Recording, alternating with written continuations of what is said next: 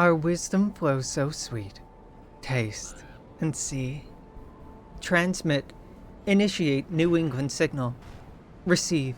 Initiate dream frequency. Warning, do not expose to open air. Initiate the trilobite lullaby.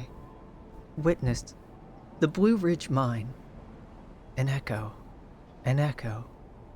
An echo haunts the Blue Ridge Mine in Solomon County. An echo made of canary ghosts and native genocide. An echo gravid with oyster tumors and choking vacuum silence. A puckering echo that suckles the ear. Initiate the secret histories. In 1879, during the great mining boom, a dig opened outside of Kingsmith, excreting valuable ore and wealthy lust. Yet controversy followed the digging. The Wabanaki tribesmen protested. They gave warning not to disturb the holy earth or what slept beneath. There was laughter and jeers and denouncement of superstitions and cries of mumbo-jumbo. The digging continued in the Blue Ridge Mine. It was not long before the accidents, the mysterious incidents, and the fearful things whispered in darkened saloon corners when terror and drink eclipsed embarrassment. Skilled personnel fled. They were not easy to replace.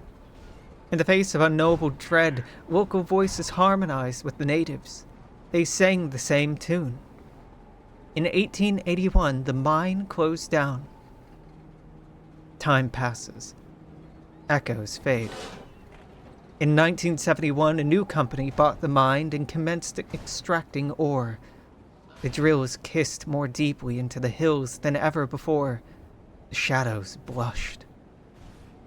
The Wabanaki again opposed the violation of their sacred ground. The conflict turned violent. Overzealous foreman Edmund Franklin shot and killed the tribe's medicine man. A dream dancer died, and another echo was added to the craggy shafts. Tragedy grows on an exponential curve. Edmund Franklin went free. The Wabanaki were outraged. Guilt is a feeding cancer, and the foreman later hung himself in his attic.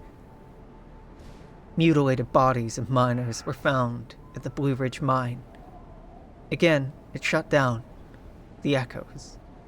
The echoes. Investigation showed the horrific injuries on the bodies could not have been inflicted by human hands. Yet the Wabanaki were accused of seeking revenge. Many of their tribe were jailed without proper trial. The miners, migrant workers with no family, were forgotten and buried in an unmarked grave where the weeds still grow warped. In 1973, a scathing report of the incident at the mine was published. Autopsy reports came to light. Mangled corpses, limbs torn apart, extreme burns, multiple fractures. Some cadavers could only be identified through calcium deposits in their mouth. So much identity trapped in the meat of your faces. The report concluded a tragic accident killed the miners. The jailed Wabanaki were released. The government tried to remedy the embarrassing situation by granting the Wabanaki ownership of their holy land, including Blue Ridge. Time passes. In 2005, the Wabanaki Council of Elders disbanded after a majority vote to sell part of their land to a multinational corporation to fund the construction of a casino. The purchased land included the mine, the old quarry, and the surrounding hills. This decision sparked a bitter argument within the tribe. The old legends, the dividing chasm between those who still believed and those who had forgotten. Family became enemies. The schism still remains. Those who still believe knew that their ancestors did all in their power to stop strangers from disturbing the earth. They remember that what sleeps must never be awoken. Not ever. But your species' memories are made of meat.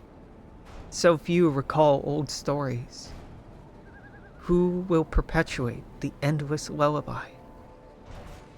Initiate the now. The dark days cometh.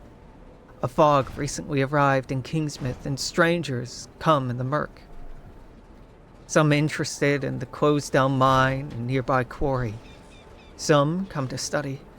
Some come to harness the terrible power.